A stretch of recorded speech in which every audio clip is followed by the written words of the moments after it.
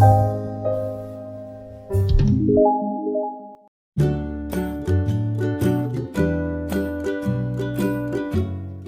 Friends, good morning. मैं Mrs Urvi तेजस जरीवाला। आज हम फिर से बैठे हैं लेप्रोकेट सर्जिकल हॉस्पिटल संग्रामपुरा सूरत में। और लास्ट टाइम हमने कुछ दिन पहले पथरी का वीडियो प्रेजेंट किया था और हमें उसका बहुत अच्छा रिस्पांस मिला है। We are thank you so much to all the viewers. Today we are presenting a new topic और आज के टॉपिक का नाम है अपेंडिक्स। तो डॉक्टर तेजस जरीवाला सर, आज हम आपको अपेंडिक्स के बारे में कुछ पूछना चाहेंगे। सबसे पहला क्वेश्चन है कि हम सुनते हैं कि अपेंडिक्स का पेन हुआ, तो सर आप प्लीज़ बताओगे कि अपेंडिक्स का पेन एक्चुअली क्या होता है? ज़्यादातर लोगों के मन में ऐसा होता है कि अपेंडिक्स शरीर के अंदर कुछ नया पार्ट बन गया है, या तो अपेंडिक्स उगा है, कई पेशेंट्स हमें बोलते हैं। पर एक्चुअली ऐसा नहीं होता है। अपेंडिक्स हर एक पेशेंट, हर एक आदमी, हर एक औरत के पेट के अंदर एक नॉर्मल पार्ट होता है, जिसको हमारी भाषा में आंत्रपुच्छ बोलते हैं। छोटी अंतरी और बड़ी अंतरी के जंक्शन पे एक ट्यूब लाइक स्ट्रक्चर होता है, जिसको अपेंडिक्स बोलते हैं। जब उसमें इन्फेक्शन होता है, उसमें सूजन होती है, तभी वो दर्द करता है। जैसे हम सब लोग जानते हैं कि हमारे शरीर के अंदर एक पार्ट होता है जिसको हम टॉन्सिल बोलते हैं कि टॉन्सिल फूल गए हैं। तो उसमें भी ऐसा ही होता है कि टॉन्सिल होते हैं, पर वो दिखते नहीं है। जब वो बड़े होते हैं तब वो दिखते हैं, उसमें सूजन चढ़ती है तब दिखते हैं, तभी वो सिम्टम्स क्रिएट करते हैं, तभी पेशेंट को तकलीफ होती है। ऐसे ही अपेंडिक्स में भी, अपेंडिक्स सब में होता है, पर जब उसमें इन्फेक्शन होता है, सूजन होती है, तब वो दर्द करता है और तब वो तकलीफ करता है। तो उसे हम बोलते हैं कि भाई अपेंडिक्स का दर्द शुरू हुआ। ओके सर, तो हमारा दूसरा क्वेश्चन है कि आज पेन हुआ और दूसरे दिन पता चलता है कि अपेंडिक्स फट गया, तो एक्चुअली ऐसी इमरजेंसी होती है क्या?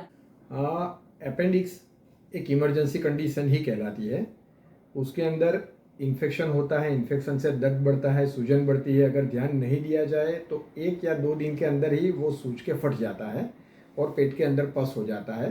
तो अपेंडिक्स वो हमेशा एक इमरजेंसी कंडीशन ही रही है। हाँ, पहले के ज़माने में जब एंटीबायोटिक्स नहीं थी, तब उसको एकदम इमरजेंसी में ऑपरेशन कर देना पड़ता था। अभी एंटीबायोटिक्स के ज़माने में हम उसको एटलीस्ट 12 to 24 आवर्स के लिए, अगर ज़्यादा दर्द हो तो भी हम उसको इंजेक्शन एंटीबायोटिक से कवर कर सकते हैं। Okay sir, so our third question is कि अपेंडिक्स जब होता है तो पेशेंट्स को क्या क्या तकलीफें होती है, मतलब उसके सिम्टम्स क्या है? अपेंडिक्स के पेशेंट जनरली हमारे पास जो आते हैं वो सीवियर पेन के साथ में आते हैं। राइट साइड पेट में नीचे के भाग में ज़्यादातर दर्द होता है। कोई कोई पेशेंट को सब एक्यूट, मतलब में कि सामान्य इन्फेक्शन होता है, तो वो सामान्य दर्द के साथ में आते हैं। उसके साथ में ही बच्चों में खास करके वॉमिटिंग दर्द के साथ में काफ़ी बच्चों में होती है। कोई कोई पेशेंट को वीकनेस है, बुखार है, ऐसी तकलीफ़ों के साथ में भी पेशेंट आते हैं, पर ज़्यादातर पेशेंट दर्द के साथ में हमारे पास आते हैं। Okay, so now the I am coming up with the fourth question कि जब एक बार अपेंडिक्स होता है तो उसकी ट्रीटमेंट डॉक्टर से करवानी ज़रूरी होता है या फिर ऐसा भी हो सकता है कि वो एक बार हुआ और फिर अपने आप अच्छा हो गया?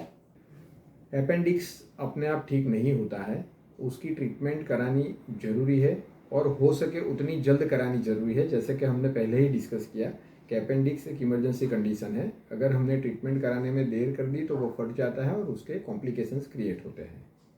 Okay, so now next next question is कि ये अपेंडिक्स हुआ है, वो दवाई से अच्छा हो जाता है या ऑपरेशन कंपलसरी है? मतलब कि चलो मैं कुछ दिन दवाई ले लूँ और मुझे अच्छा हो गया, ऐसा हम कर सकते हैं या फिर in which cases the operation is a must?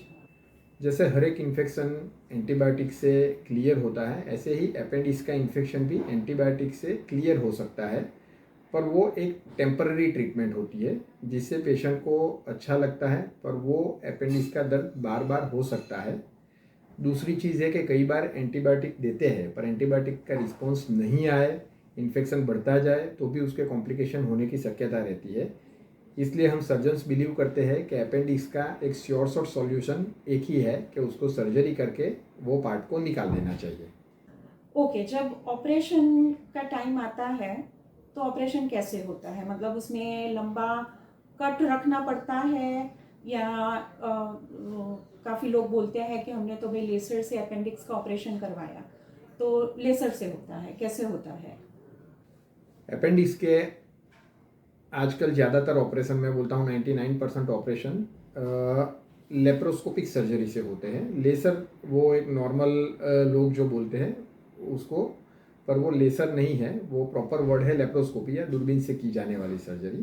तो काटने वाला ऑपरेशन जो हम सालों से पहले करते थे, वो अभी सिर्फ एकदम कॉम्प्लिकेटेड केसेस के जिसमें हम दूरबीन से केस की सर्जरी कंप्लीट नहीं कर पाते हैं, तो ऐसे ही केस में वो ओरिजिनल ऑपरेशन करने की ज़रूरत पड़ती है, जो ट्रेडिशनल ओपन सर्जरीज थी वो।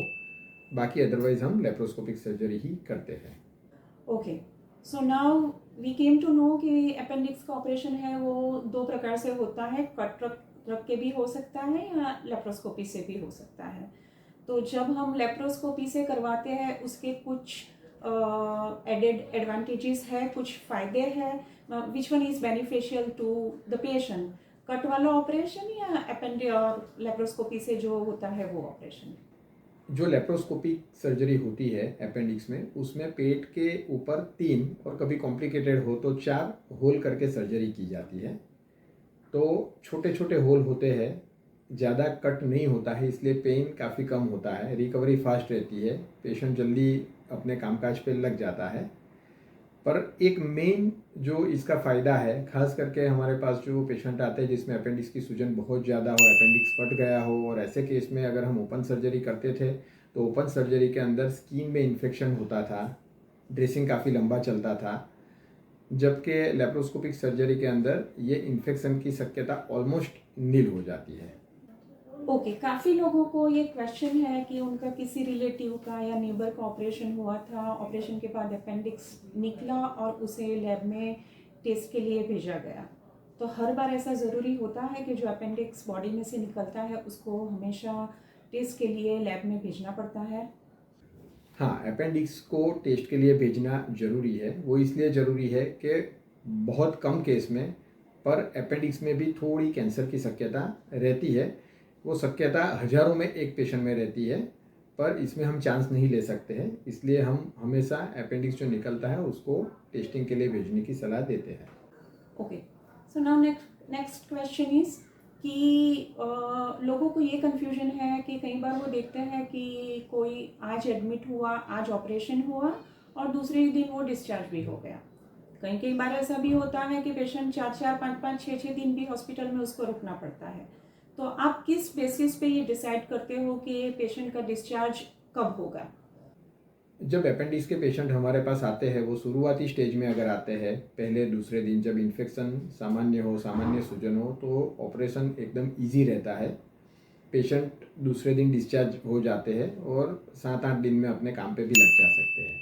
पर जब पेशेंट 4-5-6 दिन या 10 दिन के बाद में आते हैं, जब अपेंडिक्स फट गया हो, अपेंडिक्स फटने की वजह से पूरे पेट में पस हो गया हो, कॉम्प्लिकेशंस क्रिएट हुए हो, तो ऐसे केस में भले लेप्रोस्कोपिक सर्जरी ही होती है, तो भी हमको ऑपरेशन के बाद में थोड़े दिन तकेदारियाँ रखनी पड़ती है। बowel मूवमेंट्स बंद हो जाती है, उसको शुरू होने की राह देखनी पड़ती है। फटे हुए अपेंडिक्स की वजह से जो पस हुआ था वो वापस पस होता है, और वो पस निकलने के लिए हम लोग पेट में नली रखते हैं, वो नली को निकालने में भी 2-3 दिन लगते हैं। तो इसलिए ऐसे पेशेंट्स में और कॉम्प्लिकेशन की भी शक्यता रहती है, तो वो कॉम्प्लिकेशंस को वॉच करने के लिए भी हम लोग 3 से 5 दिन एडमिट रखते हैं।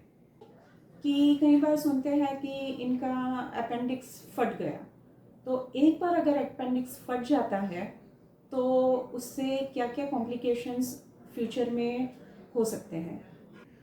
अपेंडिक्स फट जाए तो वो पस पेट के या तो राइट साइड के अंदर कलेक्ट होता है, उसके ऊपर अतड़ियाँ चिपक जाती है, उसके ऊपर एक चर्बी का भाग होता है जिसको हमारी भाषा में मोमेंटम बोलते हैं, वो चिपक जाता है और पूरा गट्ठा बन जाता है, जिसको हमारी भाषा में अपेंडिकुलर लंप बोलते हैं। वो एक कॉम्प्लिकेशन है। दूसरा एक कॉम्प्लिकेशन है कि वो पस फट के पूरे पेट में फैल जाए, वो फैल के पूरे शरीर में फैल जाए, तो वो पूरे शरीर में इन्फेक्शन करता है, जिसको सेप्टिसेमिया बोलते हैं। तो ऐसे केसेस हमारे लिए काफ़ी डिफ़िकल्ट रहते हैं ट्रीट करने के लिए। तो ये अपेंडिक्स के कॉम्प्लिकेशंस इस प्रकार से होते हैं। ओके, एक इम्पोर्टेंट क्वेश्चन ये है कि अगर इन केस अपेंडिक्स फट गया है तो उसमें भी लेप्रोस्कोपी से हम ऑपरेशन कर सकते हैं या फिर उसमें कट रख के ही ऑपरेशन करना पड़ेगा? परफोरेटेड अपेंडिक्स मतलब में फटे हुए अपेंडिक्स कि जिसके अंदर या तो अपेंडिक्स का गट्ठा हुआ हो या तो पूरे पेट में पस फैल गया हो, तो भी दूरबीन से ऑपरेशन होते हैं। हमारे यहाँ मैं बोल सकता हूँ कि लगभग 20 ऑपरेशन अगर ऐसे केसेस में होते हैं तो उसमें से 19 ऑपरेशंस हम दूरबीन से ही कर पाते हैं। 20 में से एक ही केस ऐसा रहता है कि जो बहुत ही डिफ़िकल्ट रहता है और उसके अंदर हमको ओपन सर्जरी करने की ज़रूरत पड़ती है। वो सर्जन के ऊपर डिपेंड करता है, सर्जन की स्किल के ऊपर डिपेंड करता है, सर्जन के एक्सपीरियंस के ऊपर डिपेंड करता है। पर हम लोग लगभग आउट ऑफ 19 केसेस हम लेप्रोस्कोपी से कंप्लीट कर पाते हैं। Thank you so much Tejas sir, आज का सेशन रियली इंफॉर्मेटिव रहा।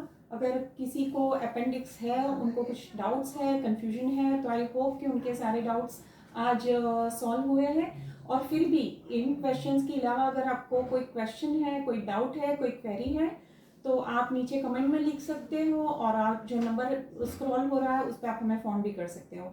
And thank you so much for watching us. Thanks.